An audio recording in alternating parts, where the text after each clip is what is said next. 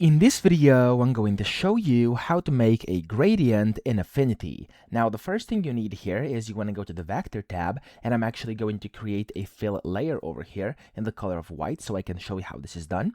And then you want to click on this tool over here, which is called the, I believe, fill tool. Yes, there we go. You want to click on it, and then you want to see up top, it's going to say context. You want to put on fill, and then type over here can be whichever one you want. I'm just going to click on solid for now.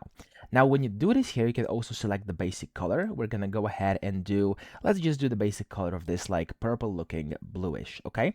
Now, from there, you wanna go ahead and then just drag wherever you want your gradient to be, like this. So as you can see, the gradient is already starting to form over here. And then you can also adjust this line here to actually put it towards the blue more or towards the purple more, okay? So that's how we can adjust that. Now, of course, you can also adjust colors. You can do this over here on the right-hand side. So you can adjust it like that, and it's going to start adjusting colors. You could also click on up top over here, and you could basically select what color you want this to be. So either on the right or on the left, you can select the color. So let's say I want to select this blue and change it into a green one. There we go. You could perfectly do that. You could also change this one on the left. You can put it to whatever you want it to be, and then you can select the type as well. So it could be linear, solid, elliptical, it could be radial, it could be mesh. So there's a bunch of different things, and you can do a bunch of different gradients with this, okay? So yeah, you can play around with that, but that's kind of the basics of how you actually make a gradient. So I hope this video helped you out. If it did, please subscribe to the channel and help me out as well.